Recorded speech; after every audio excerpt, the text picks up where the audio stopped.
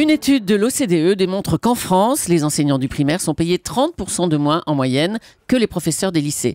Le salaire des instituts est-il la vraie cause de l'échec scolaire? C'est la question qui fâche de 7h15 sur Europe 1. Et pour y répondre, je reçois Alain Bentolila. Bonjour. Bonjour. Vous êtes prof à l'Université Paris-Descartes, président du Centre international de formation à distance des maîtres et accessoirement auteur de Comment sommes-nous devenus si cons, qui sort demain chez First. Alors aujourd'hui, globalement, Alain Bentolila, quand on est prof en France, on gagne moins bien sa vie que dans les autres pays de l'OCDE et les plus mal lotis sont les maîtres et les maîtresses en primaire. Est-ce que cet écart est justifié? Est-ce qu'il est justifiable? Non. Il est absolument injustifié. Il n'est ni justifié par rapport à nos voisins, ni justifié. L'écart n'est pas justifié entre le primaire et le secondaire. Le primaire, c'est ce qui fait que, effectivement, c'est fondamental, le primaire. C'est absolument essentiel. Et contrairement à ce que les gens pensent, on a besoin d'être extrêmement bien formé. Peut-être mieux formé pour apprendre à lire, écrire, compter à des élèves que pour apprendre l'histoire, la géographie, etc. Est-ce que vous diriez, Alain Bentolila, qu'il y a un lien entre la rémunération faible des profs des écoles en France et le niveau des écoles qui baisse? Oui, il y a. Vous faites ce lien? À mon sens, il y a un lien. Mais je dirais après, si vous voulez, qu'il ne suffira pas d'augmenter les salaires pour arrêter l'échec scolaire.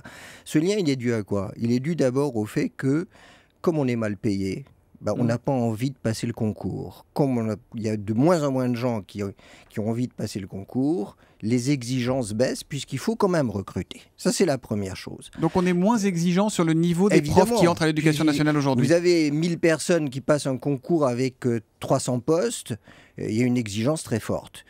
Vous avez 300 postes et 250 personnes qui se présentent. Vous leur dites, je vous en prie, venez.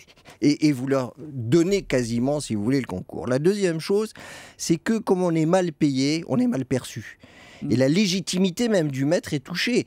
J'ai vu il n'y a pas longtemps un parent qui disait à un maître, mais t'es qui toi pour me dire ce qui est juste et ce qui est beau?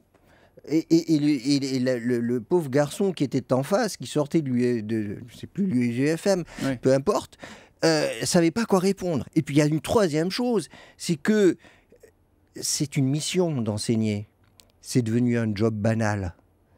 C'est-à-dire qu'en fait, on échange cette paye basse contre une paix royale. Alors qu'est-ce qu'on peut faire? Il faut quoi? Il faut les payer au mérite? Il faut leur mettre des objectifs? Il faut les motiver? Il leur faut une carotte? Il est évident qu'il ne suffit pas d'augmenter les salaires pour que le système aille mieux. Il faut à la fois augmenter le salaire, ça c'est une nécessité absolue, faire un gros effort là-dessus. Mais en plus, il faut être exigeant.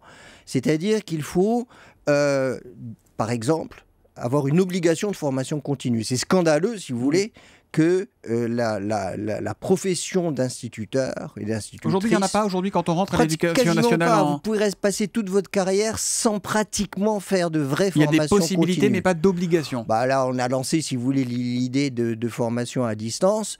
Il faut dire que c'est un échec quasi total. Hein. Il n'y en a pas. Il n'y a pas de formation à distance aujourd'hui. Et puis, il y a la deuxième chose, c'est qu'il faut aussi être exigeant sur les méthodes et les résultats.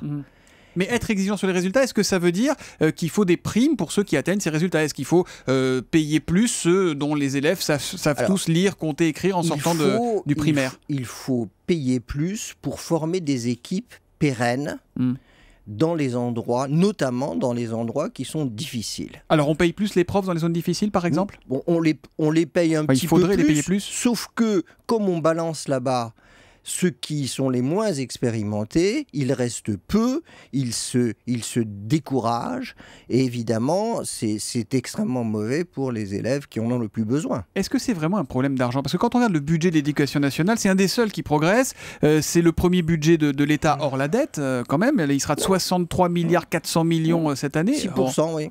6% du budget, c'est-à-dire quasiment le même pourcentage que nos voisins. Donc ça n'est pas simplement une question d'argent, c'est une question d'utilisation de ces fonds. Si on continue les négociations d'épicier avec les syndicats pour maintenir une paix et ne pas mettre les instituteurs dans la rue, effectivement, nous n'avancerons pas. Si véritablement on dit aux instituteurs ce qu'on attend d'eux, qu'est-ce qu'on attend d'eux? Ce sont les meilleures défenses contre la barbarie. C'est eux qui sont chargés de former l'intelligence de nos enfants, c'est-à-dire la capacité de résister à tous ces discours et ces manipulations dangereuses. Il faut leur dire ça, mais si on leur dit ça, il faut les payer pour qu'ils soient véritablement ces missionnaires. Et il faut bien redire que la majorité des profs font très bien leur boulot avec les moyens dont ils disposent aujourd'hui. Merci Alain Bentolila d'être venu en direct sur Europe 1. Je rappelle le titre de votre livre qui sort demain. Comment sommes-nous devenus si cons? Vaste sujet, il sort donc demain chez First. Bonne journée à vous.